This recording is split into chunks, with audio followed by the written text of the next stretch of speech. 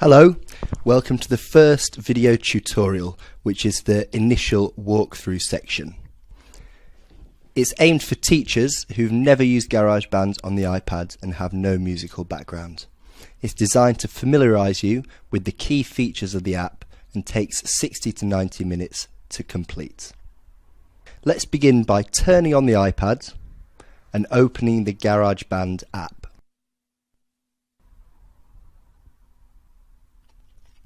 When you open GarageBand for the first time, you will be presented with a carousel of all the available instruments. Swipe across the screen until you find the smart drums and tap it to select it.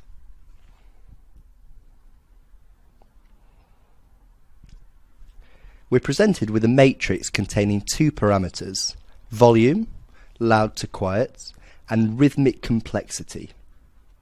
Each column offers a different rhythmic pattern. Press and hold the hi-hat and drag it into a square on the matrix. Repeat this with the kick and the snare and another drum of your choice until you have a drum beat you're happy with.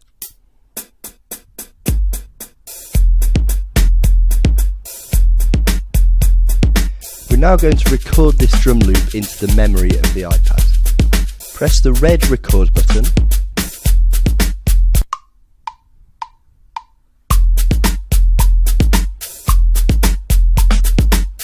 You can see the drum part is being recorded in real time.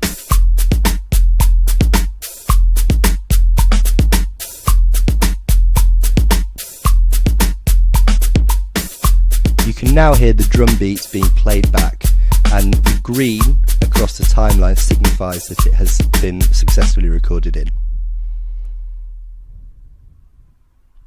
We can view the recording on the track view page. Press stop, tap the track view icon to open. This page functions in the same way as an old 8-track recorder, with time running horizontally and instrument layered in rows. Think of it as the control center for your composition. We're going to next add another layer of percussion, this time using the regular drums. Press Instruments in the top left hand corner of the screen and select the drums.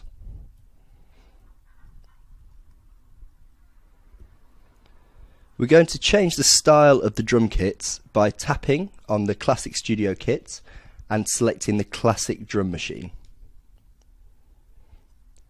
Say your full name out loud and practice clapping along to each syllable. Maria Stanley. Maria Stanley. Press play at the top of the screen to begin playback of your previous drum beats. See if you can find a rhythm using your name that fits with your beats. Instead of hand clapping to the beat, try tapping the hand clap to the same rhythm. To record, press rewind to make sure your recording will begin at the start of the loop, so stop and then rewind. Then hit record as before. Notice the 4 clicks before you count in and then begin adding the hand claps.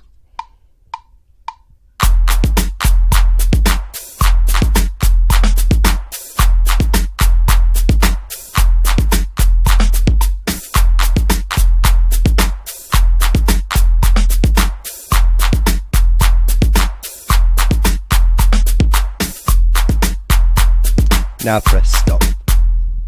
If you're unhappy with the recording, you can hit undo and begin again. The final layer of percussion will be chosen from GarageBand's loop library. Go back to the track view page and look for the loop button near the top right hand corner of the screen. Here we find dozens of inbuilt loops from a variety of instruments. From the instrument menu, choose congas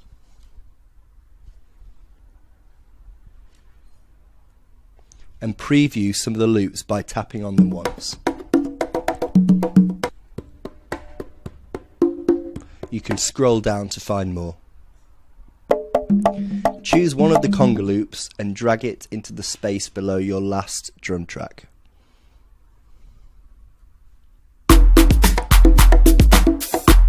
It's now a good time to balance the volumes of your 3 tracks. Open the track controls, press play, and alter the volumes as necessary.